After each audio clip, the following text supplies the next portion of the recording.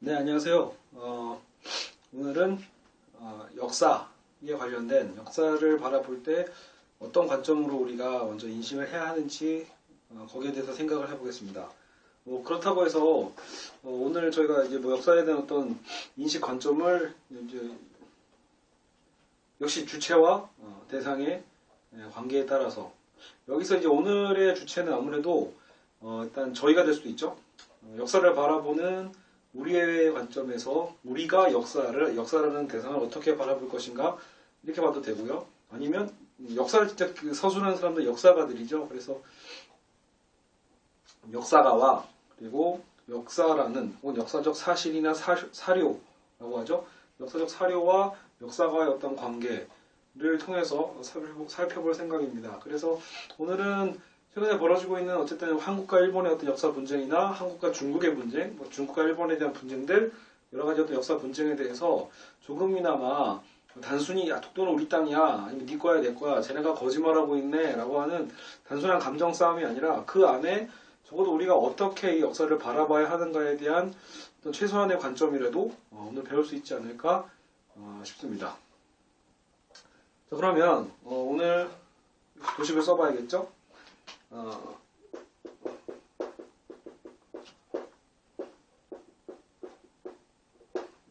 이렇게 보죠. 오늘의 역사가가 역사라는 역사적 사료라고 봐도 돼요. 그것을 어떻게 인식할 것인가에 대해서 여기서도 묘한 이분법이 발생할 수 있어요. 그래서 자, 이렇게 보시죠. 뭐가 여기서는 단절되고 있는가, 어떤 관계가 단절되고 있냐 생각해 볼 수 있는데요. 여기서는 일단 여러분 이제 상식적으로 생각해 보자는 거죠. 우리가 그동안에 정리를 할 때 근대성과 현대성을 구분을 하면서요. 근대성의 특징이 이제 어떤 객관화, 절대성, 진리가 있다. 객관적이고 절대적이고 인간 중심에서 사회하는 어떤 흐름이 있었죠. 이것을 나중에 이성 낙관론, 기술 낙관론, 혹은 이것이 나중에 논리, 실증주의, 그냥 실증주의 시대, 사회학적 진화론이라는 어떤 측면으로 잠깐 배웠었죠. 여러 가지 이론들이 이제 우리가 근대성의 어떤 하나의 사상의 축을 이루고 있다는 것을 배웠고요. 그것을 뒤집어 봤을 때 현대라고 불리고 있지만, 여러분 전에도 말씀드렸듯이 이 근대를 영어로 하면 모던이 되고요. 모던을 다시 한국어로 번역을 하면 현대가 돼요. 그러면 현대가 여기로 만나게 되잖아요. 그래서 제가 쓴 여기서 현대라는 것은 어떻게 보면 그래서 이제 모더니즘하다라고 할 때는 되려 한 20세기 어떤 측면처럼 생각할 때도 있는데 지금 최신 얘기하고 있는 어떤 포스트 모던하다라고 할 때 혹은 탈근대적이다라고 표현할 때 그 부분을 제가 지금 현대라고 쓰고 있는 겁니다. 그랬을 때 이것을 이제 뒤집으면 다 된다고 했죠. 현대라는 것은 이제 진리가 존재하는가라고 할 때 진리는 존재하지 않는다라는 입장. 진리가 혹은 있는지 없는지 알 수 없다라고 볼 수도 있고요. 그리고 그렇기 때문에 절대적이라는 건 있을 수 없고 오직 상대적인 것만 가능하다. 그래서 이건 다원주의에 대한 흐름도 얘기를 했었고요. 다원주의를 더 끝까지 밀어붙이면 여러분 그게 회의주의입니다. 그러니까 아무것도 우리가 알 수 있는 것은 없다라는 굉장히 회의적인 어떤 학자들도 존재하고 우리 삶 속에서도 굉장히 회의적인 사람들도 있죠. 뭘 하더라도 그건 안 될 거야. 그건 알 수 없어. 이런 뜻이죠. 그리고 그렇기 때문에 객관성이 무너졌기 때문에 주관성을 중시하는 거죠. 그래서 나의 생각, 나는 어떻게 생각하는가, 그죠? 여러분 시간적으로도 마찬가지예요.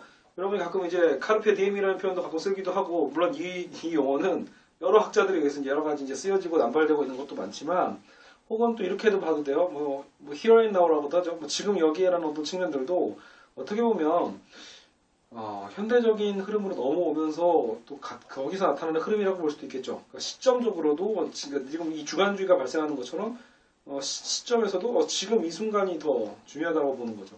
오히려 근대성에서는 보편적인 것을 중시한 만큼 시대적으로도 영원한 것, 그죠? 영원한 것을 추구하는 거죠. 그래서 진리가 영원한 거잖아요. 근데 오늘의 현대는 다원주의고 상대적이고 주관적이기 때문에 오히려 지금 이 순간에 어떻게 우리가 사용하고 느끼는 건가가 더 중요한 거라고 볼 수도 있겠죠.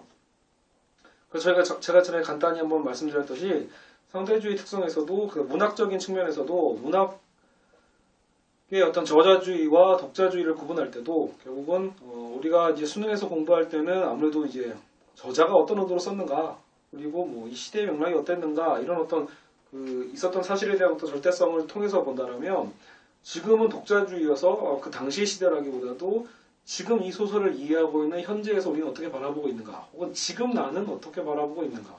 그래서 여러분 또 제가 잠깐씩 얘기하는 거지만 이게 그래서 하나의 공간축이라고 했고 이게 어떤 시간축이라고 했잖아요. 세로가요. 그래서 항상 시간과 공간적인 어떤 이 주축을 갖고 어떤 사회 문제를 바라본다면 여러분은 기본적으로 두 가지의 원이나 두 가지의 어떤 대안을 발견할 수 있습니다. 자, 그리고 뭐가 있을까요? 어쨌든 그냥 지금 제가 얘기하는 건 근대와 현대의 어떤 거대한 특성 두 개를 얘기하면서 절대와 상대성에 대한 흐름을 잠깐 도입하려고 말씀을 드린 거고요. 왜냐하면 오늘 그것이 역사적 관점에도 당연히 적용이 되기 때문이죠. 사실 역사라는 전체 분야는 저희가 저번에 인문학의 위기편을 달았을 때 이쪽을 이제 인간으로 놓고 이쪽을 자연이라고 둘 때는 그러니까 인간과 자연이라는 두 축으로 봤을 때는 인문과학이 이쪽 분야였고 자연과학이 이쪽 분야였다면 그 인문학과 중에 가장 중요한 것 중에 하나가 역사거든요. 그러니까 오늘은 그 역사 하나만을 다시 이분법으로 펼쳐놓은 겁니다. 그래서 역사라는 것 자체에서도 역사가 비록 인문학적인, 그러니까 인문학이라는 것 자체가 원래 객관성이 좀 떨어진다라는 평가가 있잖아요. 절대적이지 않은. 그러니까 역사 자체가 사실 이미 굉장히 상대적인 특성을 갖고 있습니다. 여기서 잠깐 여러분 이제 의아하실 거예요. 역사가 상대적인가? 역사가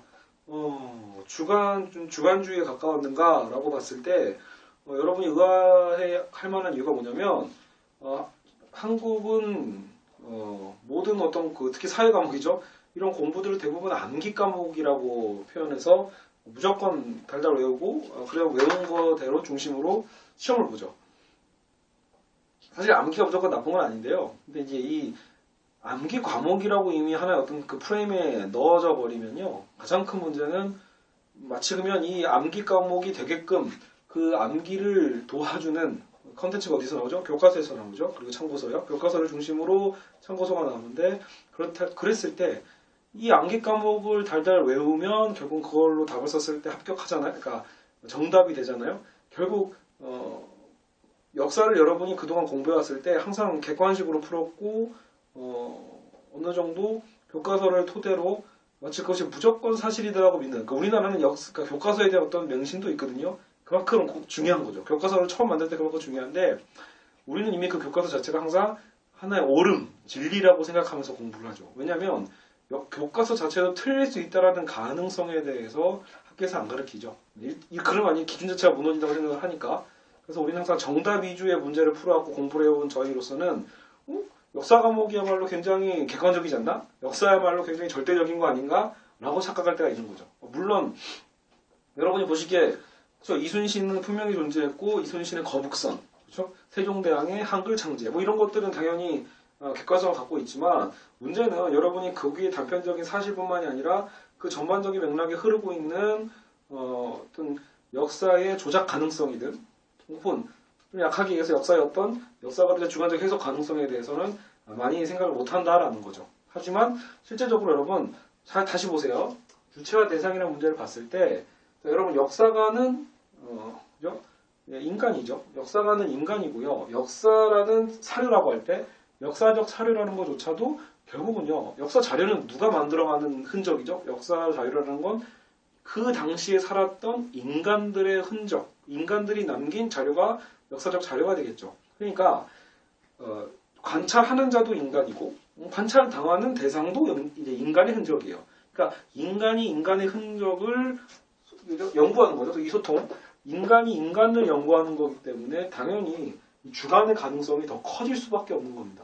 다시 얘기하면 과학은 왜 객관적일 수 있는가? 과학이 왜 인문과학보다는 좀 더 객관적이고 절대적이라고 표현하기가 수월한가라는 이유는 역시 인간이 자연이라는 대상을 탐구하는 거였잖아요. 근데 자연은 어떻죠? 물론 자연이 이제 이렇게 생동한다게 표현하고 있지만 사실은 자연 자체는 그렇다고 해서 지금 나무가 막 움직이진 않잖아요. 반지의 제왕에서 막 나무가 움직이는 것처럼 그런 것처럼 이 나무 어떤 지구 그죠? 뭐 지구가 움직이긴 하네요. 여튼 어떤 그 법칙에 의해서 순환적으로 움직이죠. 어쨌든 인간이 끊임없이 자연을 하나로 도구화해서 관찰하고 있기 때문에 적어도요 변수가 작다라는 거죠.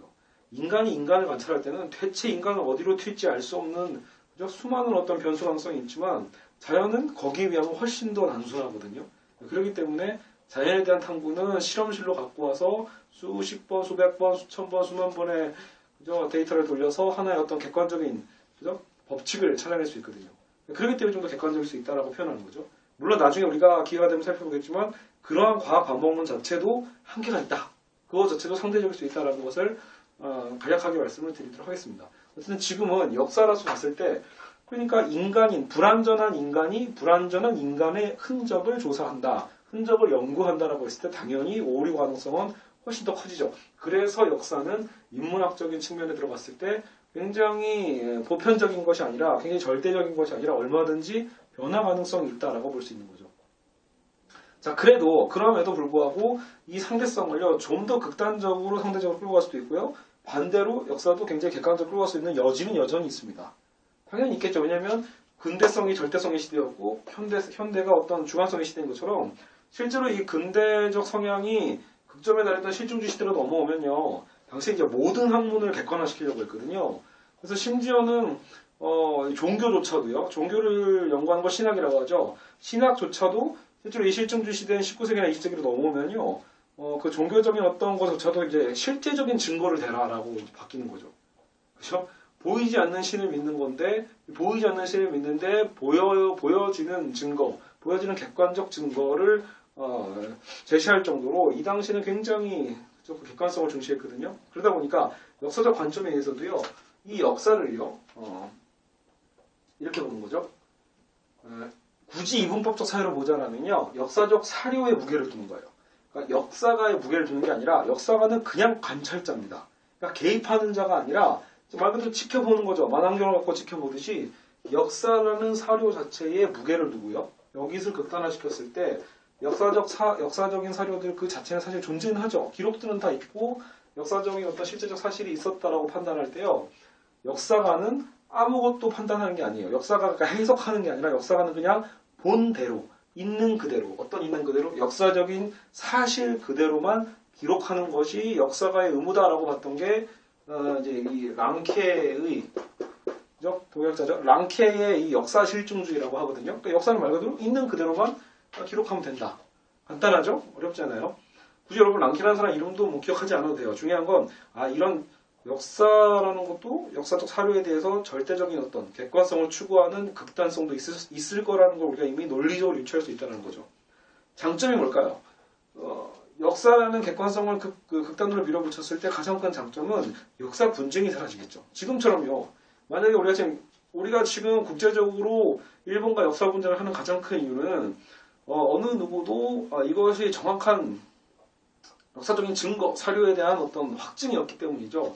만약에 역사 실증주의에 의해서 하나로 결정된 틀이 있었다면 적어도 한국이든 일본의 주장이 옳든 어느 한쪽으로 통합이 되겠죠. 그죠? 근데 그렇게 얘기하면 역사 실증주의의 가장 큰 장점이라는 건 객관성의 확보고 그만큼 역사 분쟁의 요소가 줄어든다는 거예요. 자, 그러면 다시 한계를 생각해 보죠. 당연히 이게 일단 취지는 좋아요. 하지만 역사 실증주의의 가장 큰 한계는요. 불가능하다라는 겁니다. 말장난 같죠? 역사 실증주의 주장은 했지만 다시 연구를 해보면 생각을 해보면 역사 실증주의는 현실적으로 불가능하죠. 불가능하기 때문에 어떻게 보면 우리 현실적으로 일본과 한국이 여전히 역사 분쟁, 요즘 중국과 일본도 붙고 있죠. 그러니까 그게 해결이 안 되는 이유는 뭐냐면요. 역사라는 게 과연 실증주의가 가능은 하냐라는 거예요. 알겠죠? 역사는 애초에 시간적으로 과거를 조사하는 거잖아요. 과거를 연구하는 거죠. 이미 현재에 존재하지 않는, 그죠? 우리 현재의 어떤 기록을 통해서 남겨져 있을 수는 있어도요. 문제는 그 기록의 공신력. 여러분, 역사적 사료는 또 누가 남겼죠? 역시 우리 후대의 인간이 남겼죠. 역시 불완전하거든요. 하나의 예로요. 여러분이 이제 교과서에서 배웠던 우리나라 역사서가 많지가 않습니다, 여러분. 그래서 한국의 역사서로 가장 대표적인 게 김부식의 삼국사기인데요. 근데 이제 제가 알기로도 제가 이제 책을 보기에도 삼국사기는 굉장히 객관성이 떨어지는 그죠? 역사서라고 보고 있습니다. 그게 왜냐면 김부식이라는 사람 자체가 일단은 중화주의사를 갖고 있기 때문에 이제 중국에 대한 사대성이 있었고요. 그러면서도 동시에 일단은 그 통일신라에 대한 정통성에 대한 것을 굉장히 강조했기 때문에 그러니까 말 그대로 승자의 역사라는 거죠. 다시 말하면 삼국사기를 통해서 어떻게 보면 신라가 가장 건국 시기가 빠르고 그리고 이제 뭐 고구려 백제순인가요? 하지만 여러분 실제 역사를 보면요, 신라가 가장 뒤늦게 그 국가 체계를 잡거든요. 그러니까 고구려가 가장 먼저 백제가 먼저 자리 잡군요. 그러니까 중앙집권 시기를 보면 백제가 백제의 전성기가 4세기고요. 고구려의 전성기가 5세기, 그리고 신라가 6세기입니다. 그죠? 그러니까 나라의 자리를 잡고 기틀을 잡고 그리고 이제 전성기까지 가는 것도 항상 신라가 이제 뒤처지게 되거든요. 그죠? 그렇게 봤을 때 그러면 어떻게 신라가 건국 시기가 가장 빨랐을까라고 봤을 때 지금 유추하기는 오히려 당시에 삼국을 통일한 건 신라잖아요. 그러니까 통일한 나라만 살아남았고 멸망한 나라는 할 말이 없죠. 그러니까 당연히 후대 역사를 쓸 때 신라 중심으로 역사를 설정할 수밖에 없고, 그래서 신라에게 유리하게끔 신라가 통일을 할 수밖에 없었다는 어떤 정통성 때문에 건국순을 가장 땡길 수도 있었다는 거죠. 물론 여러분 이것이 진짜냐 아니냐에 대한 어떤 것을 저를 통해서 확인하려고 하지 마시고, 저도 전문가는 아니니까. 중요한 건 그럴 수도 있다라는 겁니다. 그리고 뭐 한국의 어떤 당군 신화에 대한 것도 상당히 어떤 더 오래된 것처럼 우리가 또 과장하고 싶어하는 것도 사실이고요. 굳이 반만년이라는 표현을 쓰는 것도 그렇고, 그죠? 그리고 정말로 그 당군 신화가 그러면 지금 우리 혈통주의를 자꾸 생각하는 한국의 정통에서 정말로 보면 그죠? 고조선에 대한 흐름이 지금 정말 우리 한반도, 우리 지금 대한민국의 어떤 정통성까지 정말 연결되고 있는 것인가? 사실 이것도 수많은 어떤 논쟁점이 있죠. 그리고 정작 삼국을 통일한 신라가 정말 정통적인 한반도의 정착 민족이었는가? 이런 거에 대한 사실 연구들도 있어요. 그래서 신라는 오히려 더 외지에서 다른 어떤 해양을 통해서 들어온 민족일 수도 있다고 보고 있고요. 그러니까 굉장히 이질적인. 근데 그 이질적인 사실은 문제될 게 없죠. 왜냐면 지금 현대 관점에서 봤을 때는 다양성의 시대이기 때문에 오히려 그런 혈통주의나 순혈주의를 주장하는 것보다는 크게 뭐 부딪힐 건 없거든요. 근데 이제 기존의 한국의 정통성과 순혈주의 단일민족을 주장했을 때는 그런 하나의 이데올로기가 필요해지는 거죠. 그러니까 여하튼 역사의 어떤 해석에 있어서 결국 역사 실증주의가 불가능할 수밖에 없는 건 역사는 승자의 역사이기 때문에 승자 마음대로 조작할 수 있다는 겁니다. 그러면 아무리 우리가 지금이죠. 지금의 역사가들이 아무리 객관적 태도를 갖고 아무런 사심 없이, 그죠? 혹은 일본은 보세요. 일본은 나름대로 자기 국가의 이익을 위해서 본인들이 학살해 놓고도 학살이 아니다라는 프레임으로 가져가는 거고요. 그죠? 정복해 놓고도 정복이라는 단어가 아닌 진출이라는 새로운 언어적 프레임을 통해서 역사를 만들어내고 있고 다시 재해석하고 있는 거거든요. 그러니까 일본은 자기 이익을 위한 어떤 정확한 어떤 이기적인 어떤 역사 해석 관점이 있어요. 그렇다면 그런 역사 해석 관점을 갖고 있지 않는다 하더라도요. 객관성을 추구하기 위해서 역사가가 그런 관점을 갖지 않는다 하더라도 이미 주어진 사료 자체가 충분히 오염됐을 가능성, 훼손됐을 가능성이 충분히 있다. 그래서 좀 더 객관적 자료를 얻어내기 위해서는 더 많은 어떤 노력과 더 많은 어떤 사료들 혹은 뭐 고고학적인 어떤 그죠? 유물들 이런 것들이 다 연결이 돼야겠죠. 종합적으로요. 여하튼 그래서 또 한 가지 관점이 있어요. 역사 실증주의 불가능성은 그런 부분에서 불가능할 수도 있고요. 또 한 가지는 역사가가 역사를 기술할 때 결국은 선택할 수밖에 없다라는 필연성입니다. 필연성. 그렇죠? 그러니까 역사가는 필연적으로 아무리 객관적인 자료를 통해서 사료가 이제 객관적이라고 칩시다. 아무리 객관적 사료가 있다 할지라도 현재 역사가들도 결국은 인간이기 때문에 자신의 주관적인 선택에 개입될 수밖에 없다. 무슨 소리냐면 여러분 잘 생각해보세요. 여러분의 역사 교과서도 결국은 일정한 두께를 선택하고 나오잖아요. 그러니까 무슨 말이냐면 역사는 훨씬 더 두꺼워질 수도 있어요. 사료는 더 많거든요. 결국 역사 편찬 위원들이 어떤 역사를 교과서에 넣어야 할 것인가에 대한 고민을 하잖아요. 그 고민의 기준은 뭘까요? 결국은 역사가들의 기준이죠. 역사가들 스스로 이 부분은 굉장히 중요해. 이거는 덜 중요해. 그 중요와 덜 중요에 대한 기준은 누가 정할까요? 역시 지금 현 시대의 인간이 결정하는 거죠. 그렇죠?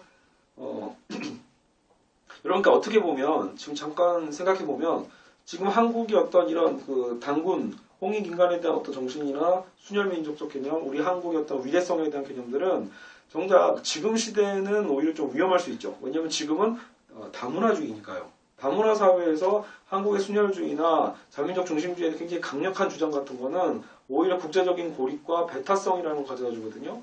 근데 만약에 우리가 100년 전에 일제시대였다고 생각해 보세요. 그러니까 신채호 선생님이 대표적이죠. 이분이 굉장히 한국 민족의 어떤 단일성이나 그런 어떤 민족 정신에 대한 걸 되게 중시했던 민족사학자잖아요. 그러니까 이렇게 보시면 되죠. 설령 신채호 선생님은 굉장히 과장까지 했던 걸로 알고 있거든요. 근데 그 마음을, 그 시대를 우리가 이해하는 거죠. 당시에는 전 국민들이 상실감에 빠져 있고 이 나라의 어떤 정통성 자체를 이제 잊어버리고 지워버리려고 했던 창씨개명을 하고 막 그죠? 친일파가 넘쳐나려고 하던 그런 시대에 역사가로서 해야 될 본분이 뭐였겠어요? 한국 민족에 대한 그 민족성에 대한 걸 잊지 말아야겠죠. 그죠? 그때는 저항적인 민족 정신이 필요하니까 과장을 해서라도 한국적인 순혈 민족과 단일 민족에 대한 정통성을 주장한 건 굉장히 유효합니다. 단지 여러분 지금은 21세기고 지금은 우리가 전 세계인들과 함께 공존해야 될 어떤 시대로 넘어가고 있고 한국조차도 이제는 어때요?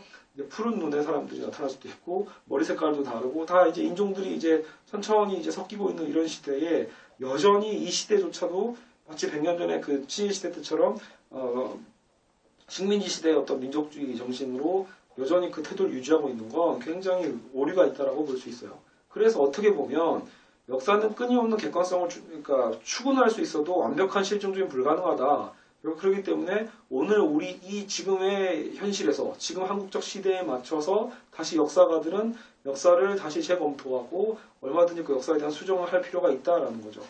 자, 그러면 이런 주장, 역사 실증주의는 그러면 결국 우리가 뭐만 얻으면 돼요? 메시지. 얘가 갖고 있는 장점의 태도만 얻으면 됩니다. 역사는 함부로 바꿔서는 안 되고 당연히 자의적으로 해석해서도 안 되는 건 확실합니다. 어떤 누구의 이익에 의해서 해석해서는 안 되겠죠. 하지만 현실적으로는 역사가의 주관이 개입될 수밖에 없다는 건 사실이니까 이쪽으로 보세요. 이제 부동어가 1로 들어갑니다. 그럼 역사가의 이제 이분법적인 역사가의 우월의식이거든요. 역사적 사료보다 역사가를 더 중시하는 극단론도 나타나겠죠. 그래서 이건 좀 심한 부분이죠. 역사가의 주관을 너무나 인정하는 바람에 심지어는 이제 크로츠나 콜링우드라는 어떤 역사가들이 있더라고요. 여기 사례로요. 그랬을 때 이들이 주장했던 건 심지어는 역사는 하나의 환상에 불과하다라고까지 표현을 해요. 그러니까 역사는 결국 역사가의 어떤 소설과 같다라고도 쓰는 거죠. 그죠?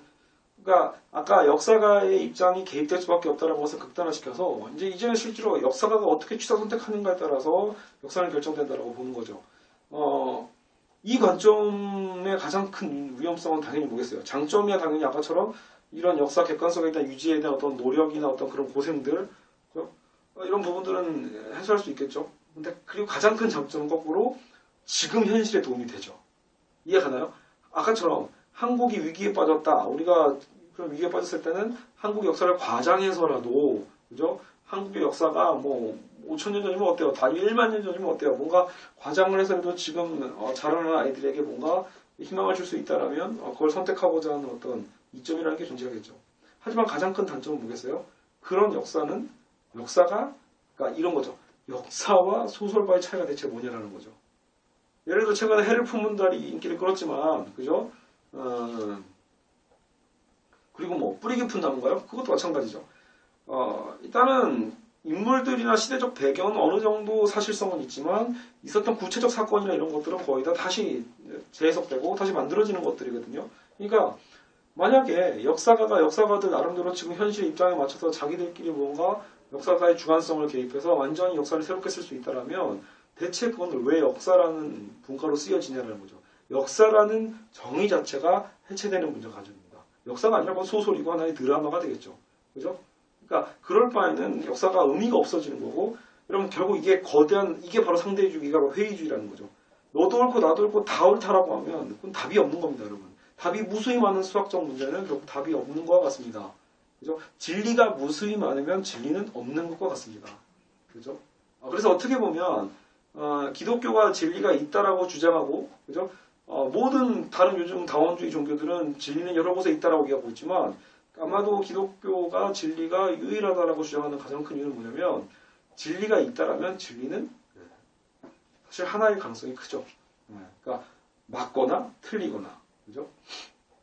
단지 진리적인 잣대로 보지 않아도 되는 현실적인 문제가 훨씬 많이 있거든요. 이제 그런 거에도 이것이 진리다면 개념으로 접근했을 때 오류가 발생하는 거죠. 그렇죠? 뭐 여하튼 그러면 지금 결국은 역사가의 극단적 이걸 역사 주관주의라고 하죠. 역사 주관주의, 역사 실증주의 양쪽 다 한계가 분명히 있죠.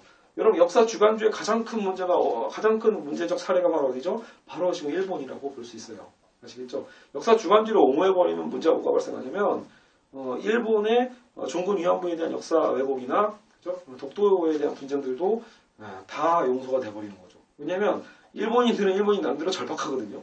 그들은 여러분 만약에 우리가 여기 갑자기 뭐 역지사지를 생각하는 것도 웃기지만 우리가 만약 일본인 입장에서 생각해 보세요. 그럼 그들은 세계 2차 대전 때 자, 지금 시대 후손 아이들에게 자라나는 청소년들에게 자신들의 역사를 자랑스럽게 가르쳐야 되는데 그 역사적인 실체적 사실이 뭐예요? 남의 나라 들어가서 남의 나라 여자들을 집단 강간하는 사건밖에 꼭 나오죠. 그죠?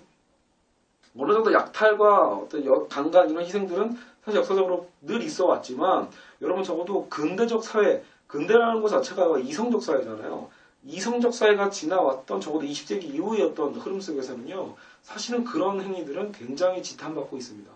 이해가시죠? 징기스칸 시대에 넘어와서 여성들을 잡아가고 강간하는 것은 그냥 뭐 이성의 기준적 시대로 봤을 때 그럼 그땐 그럴만했어 라고까지 합리화시켜줄 수도 있겠지만 20세기 이후로는요. 사실은 그런 인류 학살에 대한 문제 이런 것도 더 예민해지는 거죠. 다시 얘기하면 사실 여러분 히틀러도 마찬가지예요. 히틀러가 굉장히 충격적인 일들을 많이 벌였지만 사실 생각해보면 로마 시대 때는 더한 문제들도 있을 수 있고요. 그죠? 나폴레옹도 마찬가지죠. 모두가 기존의 정복자들 굉장히 큰 여러 가지 집단적인 히스테리나 사이코틱한 어떤 문제들이 발생하는데 불구하고 굳이 지금 우리가 히틀러 특히나 문제심을 삼는 이유는 어찌 보면 인간의 이성이 이미 굉장히 극점에 달했고 모든 것을 우리가 컨트롤할 수 있다고 생각했던 그 시기에 벌어졌기 때문에 더 용납하지 않는 거라고 볼 수도 있습니다. 그렇죠? 그래서 히틀러가 불쌍한 거냐? 그게 아니라 저는 개인적으로 그래서 나폴레옹도 안 좋아하고요. 정복자들 다 안 좋아합니다. 한국이 특히 그런 정복자들 어떤 포부를 중시하고 삼국지를 막 100번 읽어라 이런 얘기하지만 여러분 삼국지는 갑자기 얘기 나와서 하는 말인데 논술 때문에 삼국지 읽고 있는데 여러분 전혀 도움 안 됩니다. 그렇죠? 삼국지의 어떤 문체나 이런 것들은 뭐 여러분 어떤 뭐 논리나 이런 거에 대해서 흐름 없고요. 그냥 무협지와 다를 바가 없고요. 별 차이 없습니다. 제가 보기엔. 그래서 여러분 뭐 폄하하려고 한 거 아니고 정말 재밌으니까 한 번 정도 읽을 필요가 있겠지만 굳이 삼국지를 뭐 10번씩 읽는 행위는 굉장히 시간 낭비라고 볼 수 있습니다. 알겠죠? 그리고 무엇보다 제가 걱정하는 건 그런 잘못된 정복자들의 어떤 광기를 닮아갈 수 있다는 거죠. 마치 대의라는 쉽게 얘기하는 대의죠. 그들은 항상 대의라고 얘기하지만 그 대의라는 거에 숨어있는 건 거대한 전체주의, 파시즘이라고 볼 수 있어요. 개인의 존엄성과 어떤 이 개별성을 철저하게 무시하고 무조건 국가를 위해 희생하라는 거대한 어떤 애국주의로 흘러갈 수 있거든요. 여러분 애국은 나쁜 게 아니지만 애국주의는 나쁜 겁니다. 이해가시나요? 나라를 사랑하는 건 좋지만 나라를 사랑하는 주의, 나라를 사랑하는 것만이 옳다라고 보는 입장은 굉장히 잘못된 입장이죠. 그죠? 여러분 항상 그래서 되물어야 합니다. 국가가 전쟁을 일으키려고 한다, 북한과 전쟁을 하려고 한다라고 하면 이 전쟁이 과연 필요한 것인가에 대한 질문을 우리 젊은이들이 할 수 있어야 된다는 거죠. 나는 군인이니까 당연히 전쟁해야지가 아니라 전쟁은 누가 결정하는가에 대해서도 철저하게 고민하고 비판할 필요가 있습니다. 항상 세계에서 벌어진 여러분 역사를 다 보시면요. 항상 세계에서 벌어졌던 전쟁들은요. 굉장히 정당성이 떨어진 전쟁이 거의 100%입니다. 이해가시나요? 그러니까 정의를 위한 뭐 전쟁, 십자군전처럼 성전, 성스러운 전쟁 이런 건 거의 존재하지 않습니다. 전쟁의 이면을 다 살펴보면요. 항상 그 전쟁을 일으킨 소수 권력자들의 권력 다툼이지 그 권력 다툼에 수많은 대중들, 수많은 젊은이들이 애국주의라는 어떤 그 포장된, 잘 이쁘게 포장된 어떤 그런 영광 이런 것에 어떤 휩싸여가지고 아까운 인생과 목숨을 버리는 경우가 너무 많았다라는 거죠. 그렇죠? 여전히 분단국가이고 휴전 중인 이 한국, 남한에서도, 남한과 북한 사이에서도 여전히 이러한 역사적 인식은 굉장히 중요합니다. 그러니까 우리가 그냥 섣불리 무조건 무조건 우린 통일을 해야 되는데 그 통일이 평화 통일이 아니라 무력 통일도 가능하다라는 생각 자체가 자칫하면요. 여러분은 아무것도 얻지 못하고 그냥 어떤 전장의 어떤 희생이죠. 물론 나중에 국립묘지에 묻히겠죠. 하지만 여러분 아까도 보세요. 지금 이 순간이 중요하다는 관점에서 본다면 여러분이 군인묘지에 묻힌다 한들 그것은 굉장히 허무한 겁니다. 그죠? 여러분이 이 세상에 존재하지 않고 여러분을 먼저 보낸 부모님의 아픔, 그것이 평생 가를 뿐이죠. 그것을 국가가 위로하기 위해서 어떤 일종의 여러 가지 위로의 어떤 제도들을 만들어 두고 있지만 여러분 가장 최선은 뭐냐면 전쟁이 일어나지 않는 겁니다. 전쟁을 최대한 방지하는 게 가장 좋은 거죠. 가장 행복하게 살면 되는 거지. 항상 우리가 국민이 감시할 필요가 있죠. 지금 이 갈등이 꼭 필요한 것인가? 지금 이 전쟁의 위험성이 꼭 필요한 것인가에 대한 통찰, 그리고 사회 비판적인 민주주의에 대한 어떤 투표 이런 행위들이 그래서 굉장히 중요한 거죠. 여하튼 자 그러면 다시 일본의 관점으로 돌아가죠. 그러면 일본은 결국은 아까도 얘기했지만 우리가 일본의 관점에 대해서 봤지만 여러분 그러니까 누가 자기 후손에게 너희 아버지는 그죠? 여러분도 창피하죠. 너희 할아버지는 친일파였어. 너희 할아버지가 이완용이다. 라고 하면 얼마나 창피하겠어요. 일본은 그렇게 할 일이 너무 많은 거예요. 그런 사유가 너무 많아요. 그죠? 너무 약자. 그 당시 약자였던 한국, 조선에 들어오고 중국에 들어가고 동남아시아에 진출해가지고 엄청난 사람들을 학살하고 엄청난 그죠? 안여자들을 강간하고 성노리개로 그냥 단순 어떤 욕정에 의해서 강간을 한번 일회성 강간도 아니죠. 종군 위안부라는 하나의 일종의 부대잖아요. 그죠? 그러니까 성을 상납하는 부대를 만들어 놓고 그것을 마치 나중에는 덮어씌우는 거죠. 너희가 좋아서 오지 않았냐라고요. 그러니까 그런 있었던 사실 자체를 완전히 왜곡하면서까지 자신의 후손들에게 그쵸 전해주고 싶지 않은 거죠. 또 하나 있습니다. 단순히 창피해서가 아니라 여전히 강성하고 여전히 어떤 자랑스러울 만한 일본의 역사를 우선 지금 젊은 세대에게 알려줘야 가뜩이나 지금 세대 간의 갈등이 심하고 격차가 벌어지고 있는 새로운 어떤 일본 세대들에게 적어도 앞으로 가야 될 일본의 방향성을 그들이 세뇌시킬 수 있는 거겠죠. 그렇죠?